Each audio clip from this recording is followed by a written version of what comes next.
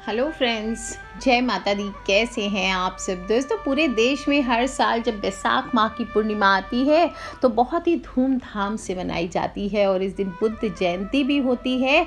इस बार बुद्ध पूर्णिमा सोमवार 16 मई को मनाई जा रही है और इस दिन जो बौद्ध धर्म के संस्थापक हैं उनका जन्म कहा जाता है। गौतम बुद्ध का जन्म नेपाल के लुम्बिनी नामक जगह पर हुआ था। बचपन में उनका नाम सिद्धार्थ था और बुद्ध को भगवान विष्णु का 9वां अवतार भी कहीं कहीं पर माना गया है और इसीलिए बैसाख पूर्णिमा पर भगवान विष्णु के साथ साथ गौतम बुद्ध की भी पूजा, साथ ही साथ चंद्रदेव की पूजा, लक्ष्मी माता की पूजा का विधान आता है। और इस बार तो 80 साल के बाद बुद्ध पूर्णिमा पर भारी ग्रहण भी हो रहा है। 16 मई को साल 2022 का पहला चंद्र ग्रहण लगने वाला है और विशाखा नक्षत्र और वृश्चिक राशि में ये ग्रहण लग रहा है। ये ग्रहण पूर्ण चंद्र ग्रहण होगा। चंद्रमा संपूर्ण लाल दिखाई देगा, जिसकी वजह से इसे ब्लड मून भी कहा जाता है। पूर्ण चंद्र ग्रहण के दौरान चंद्रमा जब धरती की छाया में रहता है तो इसकी आभा लाल हो जाती है। ग्रहण कब लगता है? पृथ्वी निरंतर सूर्य के चारों तरफ परिक्रमा करती रहती है और चांद पृथ्वी के चक्कर काटता है। इस प्रक्रिया के दौरान कई बार पृथ्वी एक सीध में चंद्रमा और सूर्य के बीच आ जाती है और इस स्थिति में सूर्य की किरणें चंद्रमा तक नहीं पहुंच पाती, जिस कारण पृथ्वी से चंद्रमा का दिखना कुछ समय के लिए बंद हो जाता है। इसी खगोलीय घटना को चंद्र ग्रहण कहा जाता है और जब शास्त्रों की बात करें तो कहते हैं कि राहु चंद्रमा को डस जाता है।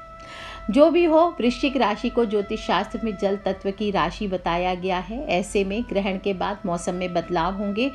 शनि मंगल दोनों एक साथ कुंभ राशि में होंगे। ऐसे में आंधी तूफान आने की प्रबल आशंका है। हालांकि भारत में नहीं दिखेगा ग्रहण, पर कुछ राशियों पर ये ग्रहण जरूर लगाने वाला है, जैसे मेष राशि, मिथुन राशि, कर्क राशि, वृश्चिक राशि, धनु राशि, सभी पर बुरे प्रभाव डालने वाला है। तो सभी को सावधान रहने हैं और उपाय करने हैं। दूसरे वीडियो में बताऊंगी कहाँ कहाँ दिख रहा है चंद्र ग्रहण, पहले समझ लें। दक्षिण पश्चिम यूरोप, दक्षिण पश्चिम एशिया, दक्षिण अमेरिका यानी साउथ अमेरिका, पैसिफिक ओशन यानी प्रशांत महासागर, अफ्रीका में और अधिकांश नॉर्थ अमेरिका में, उत्तरी अमेरिका में दिखाई देगा। इंडियन ओशन यानी हिंद महासागर में दिख रहा है। अटलांटिक में, अंटार्कटिका में दिखाई देगा। भारत के लोग इस ग्रहण को नहीं देख पाएंगे क्योंकि ग्रहण की शुरुआत सुबह 8:59 से होगी और इसकी समाप्ति सुबह 10:23 पर होगी। और जब चंद्र ग्रहण लगेगा तो भारत में सुबह का टाइम हो रहा होगा, इसलिए भारत में इसकी दृश्यता शून्य रहने वाली है। इस वजह से सूतक काल मान्य नहीं होगा। जहाँ जहाँ चंद्र ग्रहण दिखेगा वहाँ सूतक काल 9 घंटे पहले लग जाएगा और इसकी समाप्ति ग्रहण काल के समाप्त होने के साथ ही होगी। पूर्णिमा का दिन है तो इस दिन जो भी उपाय करेंगे वो चमत्कारिक ढंग से काम करेगा। कोई भी लक्ष्मी कारक चीज़ें इस दिन आप रखते हैं, पूजन करते हैं, तो माता लक्ष्मी को आपके घर में स्थायी रूप से विराजित होने से कोई रोक नहीं सकता है। ज्योतिष हो, तांत्रिक हो, पौराणिक शास्त्र हो, सभी में ऐसी बहुत सारी रेयर चीज़ें, चमत्कारी चीज़ों का वर्णन किया गया है जिनका धन से संबंधित, लक्ष्मी से संबंधित विशेष अटैचमेंट बताया गया है। और इन वस्तुओं को आप अपने सानिध्य में रखते हैं, इनसे संपर्क रखते हैं तो माता लक्ष्मी की विशेष कृपा प्राप्त होती है, आपके घर में धन की बरकत होती है। और इन्हीं वस्तुओं में से एक विशिष्ट वस्तु है, मैं अक्सर बताती रहती हूँ, हत्ता जोड़ी, सियार सिंगी, गोमती चक्र आदि इसी में है। इसी कड़ी में लक्ष्मी माता की प्रिय पीली कौड़ियाँ। कहा जाता है देवी लक्ष्मी का जन्म जब समुद्र मंथन से हुआ तो उनके साथ साथ 14 प्रकार के अमूल्य रत्न, शंख, मोती, कौड़ियाँ, कामधेनु गाय आदि सभी उत्पन्न हुए थे। अतः समस्त प्रकार के जल से उत्पन्न रत्न, इनकी अधिष्ठात्री देवी कौन है? माता लक्ष्मी ही मानी गई हैं। इनमें से जो पीली कौड़ी की हम बात करते हैं, जिसे लक्ष्मी कौड़ियाँ भी कहा जाता है, एक ऐसा रत्न है जो कि धन के समान ही मूल्यवान है। पीली कौड़ियाँ अत्यंत दुर्लभ होती है। अक्सर आपने सुना होगा, कुछ लोग कहते हैं 2 कौड़ी का आदमी 2 कौड़ी की हैसियत, कौड़ियों के भाव यानी बहुत सस्ता, दूर की कौड़ी लाना, या कौड़ियों के मोल यानी कि बहुत कम वैल्यू में कौड़ी होना। वो होती है विशेष रूप से सफ़ेद कौड़ियाँ जो कोई भी पूजा शॉप में अक्सर मिल जाया करती है। लेकिन ये विशेष रूप की पीली कौड़ियाँ होती है जो कि अपनी हल्दी की आभा लिए होती है और बहुत ही कम पूजा दुकानों में तो नहीं प्राप्त होती, रेयर ज्योतिष संस्थानों में इसे आप प्राप्त कर सकते हैं। और पीली कौड़ियाँ दुर्लभ मानी गई है और कहा जाता है समुद्र की तलहटी में लाखों करोड़ों लाल और सफ़ेद कौड़ियों के बीच में एक दो पैदा होती है, इसलिए थोड़ी हटकर होती है, थोड़ी रेयर होती है, थोड़ी महंगी होती है, लेकिन धन को चुंबक की तरह खींचकर अपनी ओर लेकर के आती है। कहा जाता है जिसके पास ये कौड़ियाँ होती है वह अखंड साम्राज्यपति होता है, कभी भी धन की कमी उसके पास हो नहीं सकती और अतुलनीय संपत्ति को हासिल करता है। कहा जाता है कि यक्षराज कुबेर जो है उनका सिंहासन भी इन कौड़ियों से सुसज्जित है, इसलिए ये कौड़ियाँ विशेष रूप से धन को खींचने वाली मानी गई है। और पहले ज़माने में तो लोग इसे पहले क्या आज भी बहुत सारे आभूषण नज़र बाधा के लिए इन कौड़ियों को गहने के रूप में या नजरिए के रूप में पहना जाता है।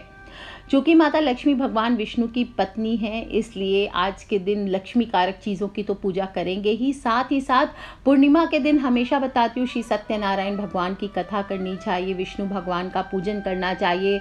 विष्णु भगवान को दक्षिणावर्ती शंख में जल भर करके अभिषेक कराना चाहिए, गंगा जल से अभिषेक कराइए, पंचामृत से करिए, इससे अद्भुत फलों की प्राप्ति होती है। साथ ही साथ भगवान विष्णु के साथ साथ माता लक्ष्मी का पूजन कीजिए।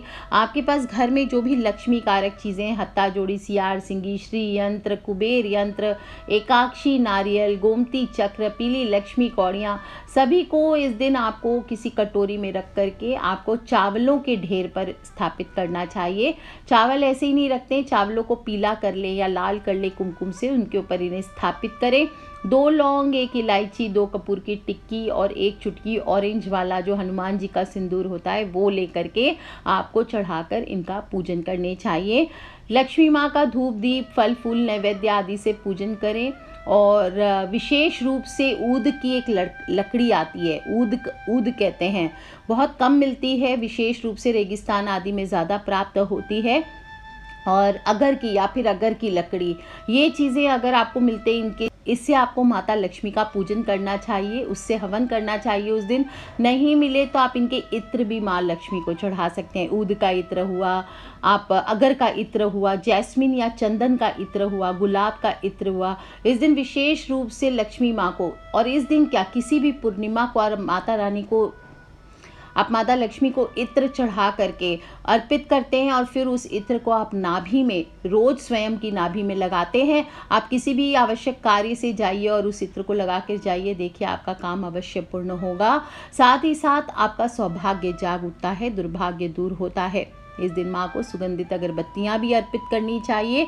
अगरबत्ती हमेशा कहती हूँ बैम्बू वाली यूज़ ना करें, अगर नेचुरल मिले तो यूज़ करें, नहीं तो धूप लगानी चाहिए।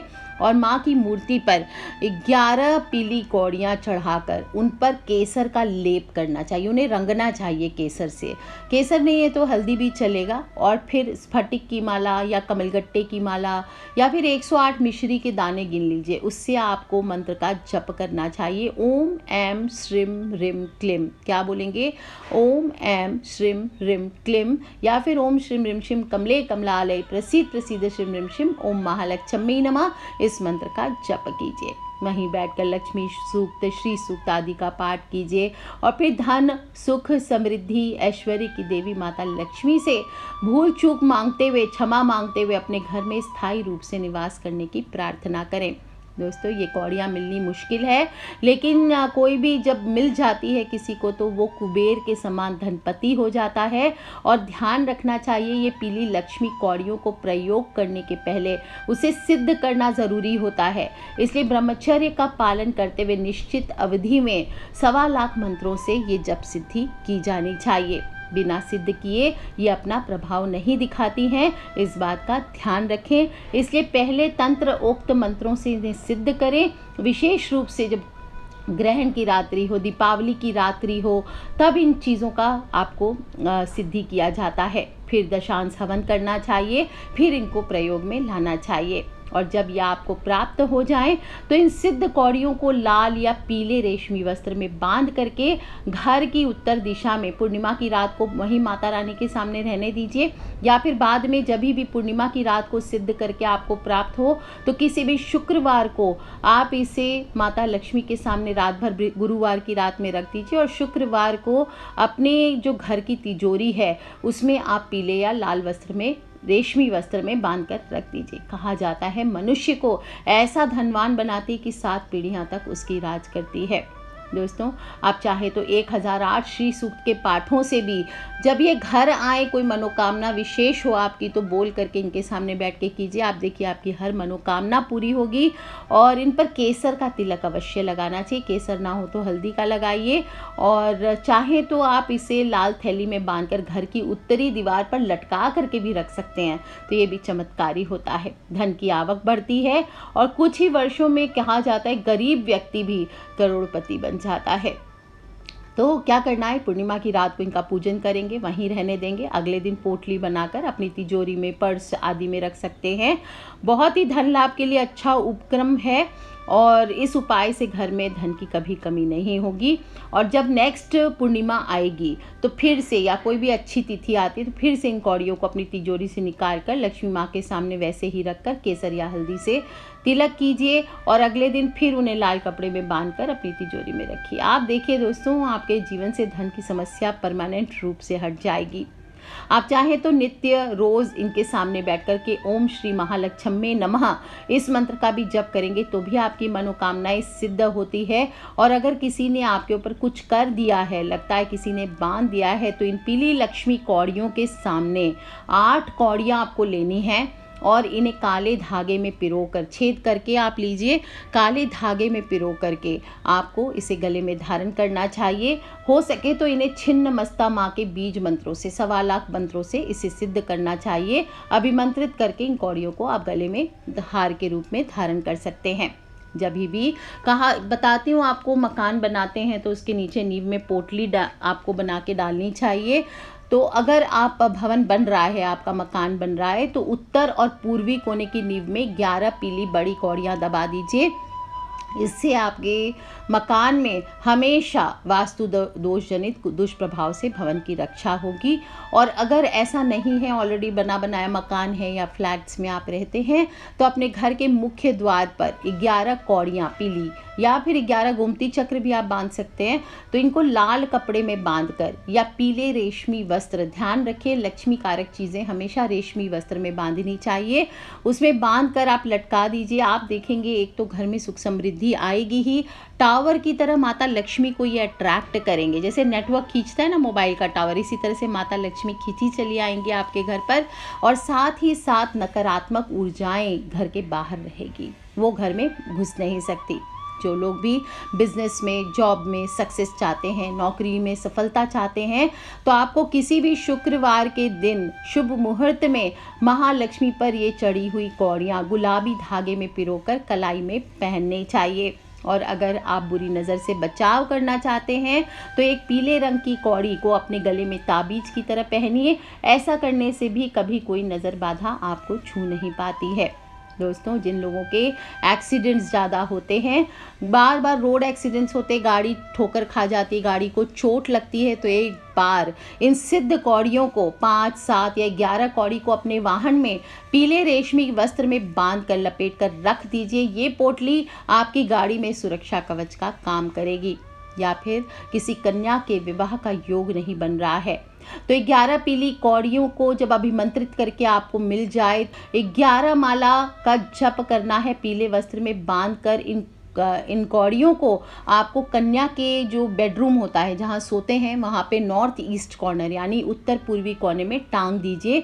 और मंत्र कौन सा करना है? 11 माला। देहि में सौभाग्यम आरोग्यम, देहि में परमम सुखम, रूपम देहि, जयम देहि, यशो देहि, दिशो जहि। इस मंत्र को बोलते हुए आपको ये रखना है। और यदि आपके मकान में उत्तर पूर्व का कोना यानी ईशान कोण दूषित है घर का, या ये दिशा कटी हुई है, तो इस दिशा में आपको 21 पीली कौड़ियाँ, या इस दिशा में बाथरूम है, ये पूजा का स्थल है, इस दिशा में यदि आपका रसोई घर हो या बाथरूम हो, तो जिसकी वजह से कहा जाता है कि घर की बड़ी संतान पे कष्ट आते हैं या फिर आपके धन का नाश होता रहता है, तो इस दिशा में आपको 21 पीली कौड़ियाँ या लक्ष्मी कौड़ियाँ जिन्हें हम कहते हैं, इन्हें पीले वस्त्र में बांधकर या तो दबा देना चाहिए कच्ची ज़मीन है तो, और नहीं तो टांग कर रखना चाहिए। पीली कौड़ियाँ इस प्रकार से सिद्ध करके आप जीवन में लाते हैं तो आप पति पत्नी के संबंधों को भी ठीक रखती है, और यदि किसी कारणवश डिवोर्स तक की नौबत आ गई है, आपस में तनाव होते हैं, झगड़े का वातावरण बार बार बनता है, तो 11 पीली कौड़ियों को एक मोती शंख के साथ अपने बेडरूम में थोड़ा सा जल डाल करके बेडरूम में सिरहाने पे रखना चाहिए किसी कांच की प्लेट में। आप देखेंगे अपने आप में बहुत ही चमत्कारी होता है। दोस्तों, पीली कौड़ियों की तरह काली कौड़ियाँ भी होती है। ये भी जीवन में अगर आपके ऊपर नज़र दोष बाधा ज़्यादा आती है तो आप 11 में से 10 कौड़ियाँ पीली और एक काली कौड़ी साथ में ले करके अपने घर में बांध देते हैं। उसके ऊपर बैठ करके रोज़ महामृत्युंजय मंत्र का जप करते हैं और प्रतिदिन इसका दर्शन करते हैं, या फिर अस्वस्थ व्यक्ति है उसके ऊपर से ये कौड़ियों को वार करके उसके बेड के साइड में दबा के रखते हैं, तो कहा जाता है जीवन से सभी प्रकार की नेगेटिव एनर्जी दूर हो जाती है। दोस्तों, पूर्णिमा की रात्रि है, पूनम की रात है, और इस रात में आप जो भी उपाय करते हैं अपने आप में चमत्कारी हो जाता है।